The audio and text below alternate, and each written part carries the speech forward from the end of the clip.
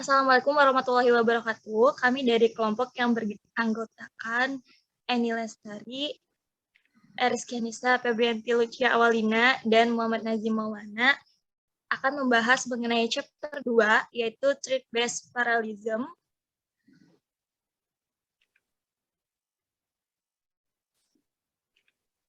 Oke, di sini kita masuk ke pengertian dari trait. Trait merupakan aliran eksekusi independen yang dapat digunakan untuk melakukan proses eksekusi secara paralel atau bersamaan dengan trait lain di dalam sistem. Beberapa trait dapat dibagi data dan sumber daya untuk memanfaatkan ruang yang disebut dengan informasi bersama. Selanjutnya di sini implementasi trait dan proses tergantung pada OS tempat menjalankan aplikasi. Namun, secara umum, trait termasuk ke dalam suatu proses di mana trait yang berbeda dan dapat kondisi atau proses yang sama dapat berbagi sumber daya. Berbeda dengan proses, yaitu sebuah proses yang berbeda tidak dapat berbagi sumber daya dengan proses lainnya. Selanjutnya,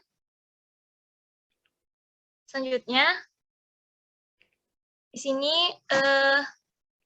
ada 3 elemen trait. Yang pertama ada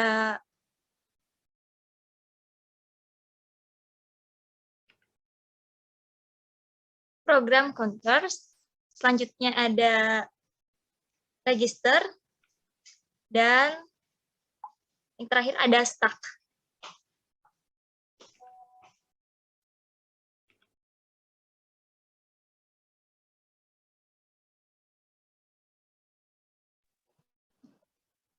Nah, untuk yang selanjutnya, ini ada trait dapat berstatus ready, running, atau develop apabila yang pertama itu jika sebuah thread dibuat kemudian siap untuk dijalankan.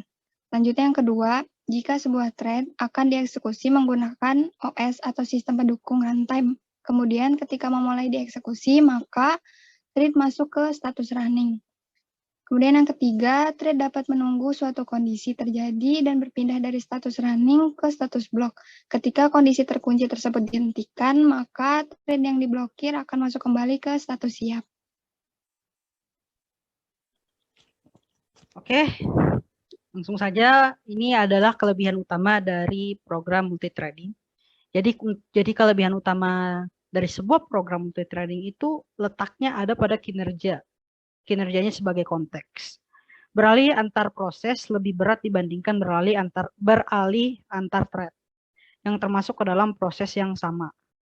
Jadi sebenarnya kalau misalkan dengan multithreading ini bisa dikata sih prosesnya akan jadi lumayan cepat karena bisa beberapa program itu bisa beberapa thread itu bisa berjalan secara bersamaan sih sebenarnya dan mereka tuh tidak akan saling menunggu satu sama lain. Oke, saya rasa mewakili teman-teman saya sekian saja yang dapat kami sampaikan untuk presentasi materi mengenai chapter 2 ini ya, chapter 2 pada sistem tersebar ini untuk yang Python Parallel Sister ya. Selanjutnya kita akan langsung beralih saja untuk ke dalam bagian praktikumnya sendiri. Ya, jadi selain ada penyampaian materi di sini juga kami akan langsung menunjukkan praktikum ya, praktikum dari chapter 2-nya sendiri. Di sini akan saya langsung mulai saja dari barrier ya. Jadi yang pertama itu ada barrier. Namun sebelumnya untuk yang chapter 2 ini akan lebih banyak membahas mengenai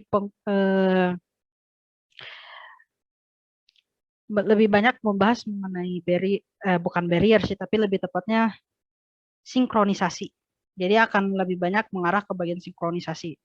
Jadi pertama kita langsung coba saja ya untuk yang barrier. Jadi barrier itu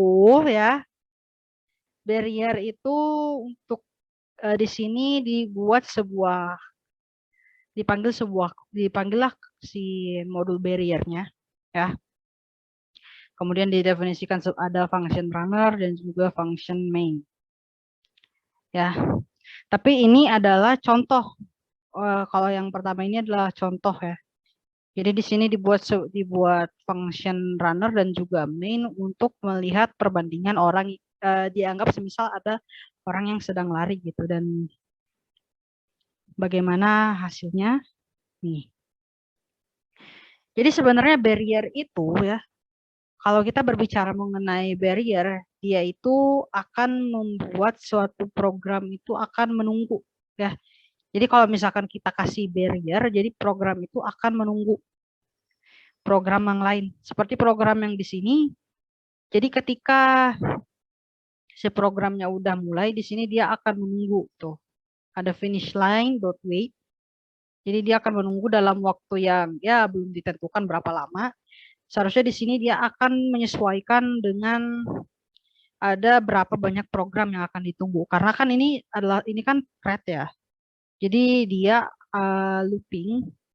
Dia akan melakukan looping selama waktu yang sudah kita tentukan. Di sini kalau misalkan 6 runnersnya ada 3, berarti dia range-nya, jadi dia loopingnya itu bisa dikata sebanyak 3 kali. Jadi dia akan melakukan looping sebanyak 3 kali, dan jika semuanya nanti sudah menyentuh barrier ini, barulah nanti akan dimulai kembali. Kayak di sini. Di sini sebenarnya bisa dilihat sih. Nih. Karena mereka saling menunggu, jadi selesai. Jadi selesainya itu juga yang nggak akan bersamaan. Ini race over. Jadi race overnya itu ketika semuanya sudah menyentuh barrier, alias sebenarnya garis finish sih. Jadi kalau misalkan ada yang menyentuh barrier, stop, nunggu tuh di sini ya. Kalau misalkan ada lagi, nunggu lagi di sini. Jadi semuanya akan numpuk gitu. Habis itu kalau misalnya semuanya udah menyentuh ini, si barriernya, maka baru deh nanti setelah itu baru bisa dijalankan kembali, karena method wait-nya ini akan menunggu dalam waktu yang belum ditentukan berapa lama gitu. Kemudian kita akan langsung lanjutkan saja ya, lanjut ke bagian event aja, event di sini event. Jadi dalam event di sini ya, dalam event di sini ada dibuat 2 buah kelas, yaitu kelas consumer dan juga kelas producer. Ya. Di dalam kelas consumer ini dia ada function run, sama untuk kelas producer juga ada function run di sini. Tapi bedanya kalau misalkan yang consumer itu kan sesuai dengan namanya, consumer berarti nanti konsumennya ketika di run dia akan melakukan konsumsi ya. Akan dilakukan proses konsumsi data. Yang dikonsumsi itu ya items yang ini yang udah diinisialisasi berupa sebuah list kosong sih. Kita coba langsung dijalankan saja. Cuman kalau misalkan untuk yang event ini kemungkinan dia akan memakan waktu yang cukup lama untuk yang event. Tapi sebenarnya poin utamanya untuk event ini juga lebih fokus ke arah proses sinkronisasi. Jadi bagaimana data yang items yang ini yang awalnya kosong itu udah setelah di run di kelas consumer dan juga producer nanti nilainya itu akan tetap ke-track gitu. Jadi nilai itemsnya ini baik walaupun dia sedang di kelas producer ataupun di kelas consumer, dia tetap nilainya bisa ke-track gitu. Ini kan ada nih 84 pop by thread 2, terus 91 pop by thread 2, terus append by thread 1. Jadi angka-angkanya itu kan dia bisa ke-track nih. Pertama kan append, ini kan tadi kan kosong di sini, pas di sini kosong. Tapi pas dilempar lagi ke dalam producer, dialah diisilah dengan random integer. Ini akan ada random integer 0 sampai 100, akan diisi salah satunya aja. Nah, di append ke dalam si list ini. Jadi dalam list ini ada nilai 84. Nah, pas habis itu dia akan langsung ngeran lagi ke sini. Ke consumer lagi. Karena kan dibuat di sini while true gitu. Selama bener ya, kan bener. Ini kan true-nya terus gitu. Jadi dia nanti akan menampilin tuh nilai yang didapetin dari si produser tadi, yang dimana nilainya adalah 84. Jadi bisa dilihat tuh, antar datanya itu ada sinkronisasi. Jadi dari produser ke konsumer tadi datanya tetap ada gitu kan. Kemudian kita ke langsung saja bagian saya juga, ini yang thread definition. Jadi untuk thread definition ini sebenarnya sudah disiapkan, ada sebuah function namanya myFunc di sini. Dia butuh parameter thread number. Nah, di sini saya coba ganti. Jadi saya buat sebuah function baru namanya newFunc. Terus di main-nya, jadi di main-nya itu yang saya panggil yang newFunc-nya itu yang dibuat jadi thread di sebuah thread gitu. Nah, kalau misalkan kita running, nih, kita running hasilnya jadi seperti ini. Ini kan ada nih fungsinya dipanggil oleh n derajat berapa gitu, n keberapa gitu ya. Ini kan dia for i in range 20. Jadi ya dia ini akan mengeksekusinya sebenarnya sebanyak 2 kali. Seharusnya 2 kali. Bukan 2 kali, 20 kali. Tapi di sini saya tambahkan kondisi tambahan. Jika i-nya itu kelipatan 5, baru jalanin yang pembuatan thread-nya. Soalnya ini kan dia sebenarnya membuat sebuah thread dari function yang tadi, yang newFunc tadi. Terus thread-nya itu ditambah di append gitu. Ini kan ada variable threads nih. Nah, isinya ini sebenarnya di append, ditambah lagi di append. Tapi di sini kami tidak di print hasil dari threads-nya. Secara otomatis karena di sini dia hanya akan mengeksekusi. Jadi dia akan eksekusi ini akan dieksekusi selama jangka ini, selama dia itu masuk ke dalam kelipatan 5. Jadi selain bukan kelipatan 5 nggak masuk. Nah, dari 1 sampai 20 kan yang masuk kelipatan 5 emang cuma 4. 5, 10, 15, 20. Tapi di sini dia kan ngitungnya dari 0 gitu ya, dari indeks ke 0. Jadi otomatis dari N0 gitu. Karena kan hasilnya kan kelipatan yang masuk kelipatan 5 dari 20 itu kan ada 4. Otomatis fungsi ini akan dieksekusi 4 kali. Nah, yang diambil kan pasti kalau misalkan ini kan dia ngitungnya dari indeks ke 0. Jadi otomatis 0 dulu, terus 5, 10, 15. Totalnya berapa? Ada 4. Ya. Kemudian kalau dari saya sih cukup itu saja ya. Kalau mengenai yang barrier, condition, dan juga thread definition. Untuk yang selanjutnya ini akan saya langsung kasih saja kepada teman saya, Eni. Ya, kepada Eni silakan. Oke, pada bagian ini saya akan membahas mengenai Airlock. Di bagian Airlock ini merupakan dia mempunyai metode dan fungsionalitas sama kayak yang contoh modul yang trading. Nah, di Airlock itu bisa dipakai berkali-kali, terus habis dipakai dia langsung dirilis lagi seperti itu. Terus yang pertama dia import terlebih dahulu si tradingnya, lalu import si time-nya, dan import si randomnya. Nah, di sini dia membuat kelasnya itu namanya box. Nah, si kelasnya itu dia nantinya akan menjalankan si trading Airlock-nya ini. Nah, yang mana total items-nya itu diinputin sama dengan 0. Jadi di bagian selanjutnya ini ada execute. Di bagian execute ini dia otomatis akan menambahkan atau ini si value-nya. Si execute ini dia akan memanggil si yang namanya total items-nya itu.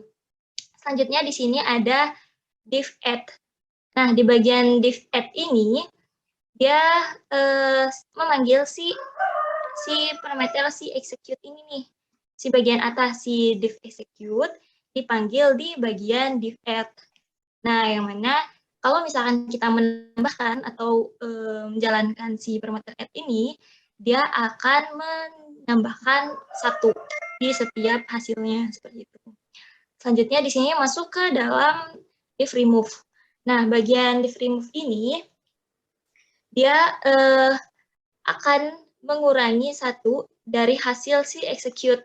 Jadi kalau misalkan si execute ini dipanggil sama si remove ini, dia otomatis akan mengurangi hasilnya satu seperti itu. Selanjutnya di sini dia manggil lagi si class box. Class box ini yang mana dia akan menampilkan hasilnya. Coba di run. Nah, dia akan menampilkan hasil yang mana nah, seperti itu. Dia akan terus di bawah nih, yang ini nih. Nah, dia akan terus nih yang atasnya ini, dia akan mengulang si itemnya itu 10 nih, ya kan? Terus si T1 ini kan dia add. Jadi si yang pertama itu dia akan menambahkan terlebih dahulu, dan yang T2 itu remove. Jadi apabila kita memanggil si T1, maka dia akan menjalankan si add, dan apabila kita memanggil T2, dia akan menambahkan si bagian si remove, seperti itu. Selanjutnya di sini saya akan langsung ke semaphore. Di bagian semaphore ini, yang pertama kita import terlebih dahulu si logging, selanjutnya import trading seperti tadi, lalu si import time dan import random.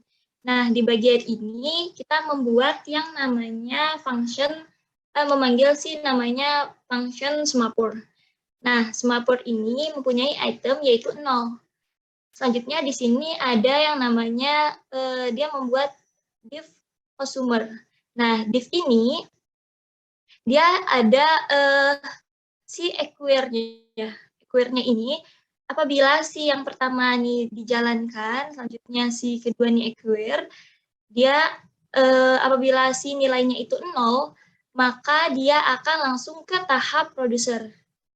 Nah, apabila setelah itu, dia di sini ada namanya global item, yang mana dia akan mengulang lagi ke atasnya. Selanjutnya di sini ada time-nya itu. Time-nya itu dia sleep selama 3 detik, lalu dia memanggil lagi, membuat random ini, yaitu 0 sampai 1000. Nah, selanjutnya di sini setelah itu dia akan menjalankan yang namanya ini, si producer ini akan dijalankan dan akan dirilis si semaphore-nya. Seperti itu. Selanjutnya di sini masuk ke dalam div min. Di div min ini ada yang namanya ring. Ringnya itu 10. Jadi dia 10 kali seperti itu. Nah, T1-nya itu yaitu si customer, dan T2-nya itu producer. Jadi di sini apabila kita menjalankan si T1, maka masuk ke customer. Langsung saja menjalankan di run. Nah, ini merupakan hasilnya yang mana dia menginputkan output dari yang kita inputkan di atas tadi. Ini nih, dia menjalankan si customer, lalu si numbernya itu 14 nih ini. Nah, dia akan menjalankan.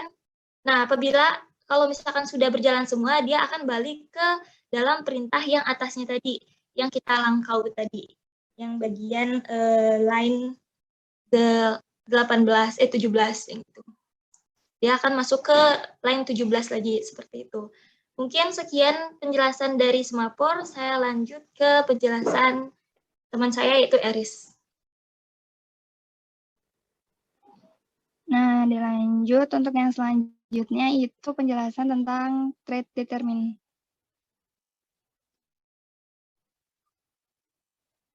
Nah, pada trade determine ini yang pertama itu diimport dulu modul tradingnya, kemudian diimport lagi time-nya.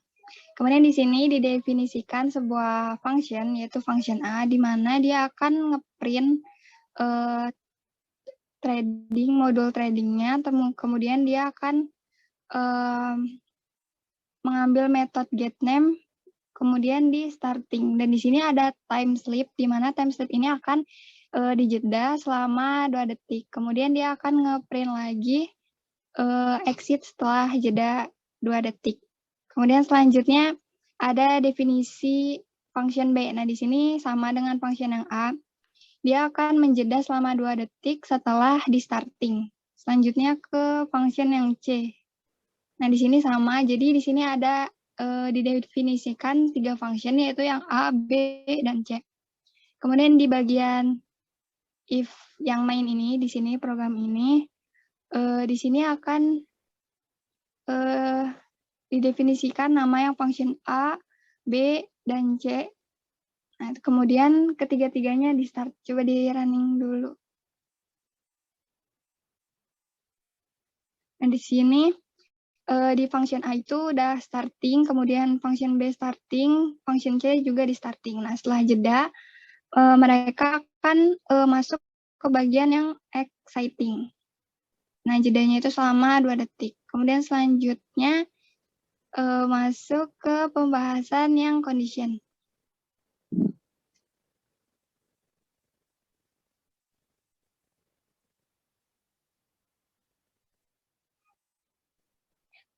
Yang atas.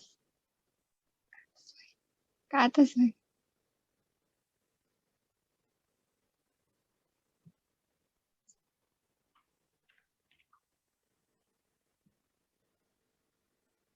di sini di bagian condition itu ada variabel item, di mana variabel item ini isinya array kosong. Kemudian ada variabel condition, di mana di sini akan nge-load modul trading, kemudian dipanggil sebuah kelas condition. Kemudian di sini ada dibuat kelas consumer. Dia akan mendefinisikan function consume, di mana dengan kondisi jika panjang item sama dengan 0, maka dia akan login info no item to consume. Kemudian si condition ini akan waiting, di mana dia akan menunggu kondisi yang lainnya. Kemudian di sini di item pop, di mana di item pop ini login infonya di consume one item. Selanjutnya di condition notify. Nah, selanjutnya didefinisikan sebuah metode run. Di run ini akan di looping for i in range 20. Kemudian di sini ada time sleep, di mana time sleep ini akan dijeda selama 2 detik. Kemudian self consume. Nah, dipanggil lagi yang metode definisi yang sebelumnya.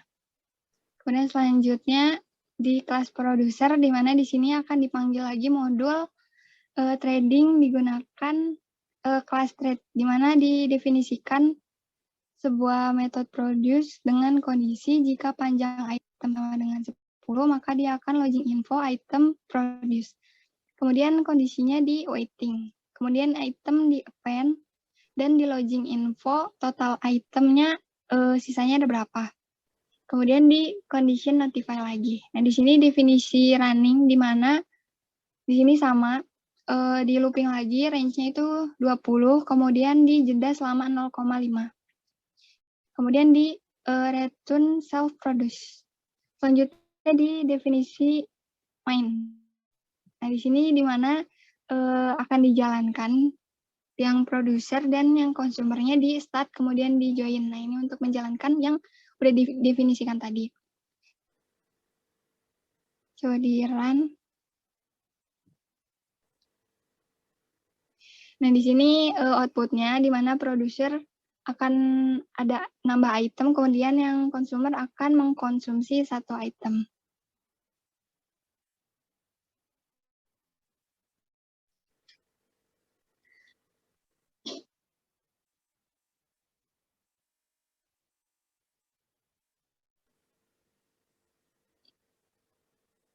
Mungkin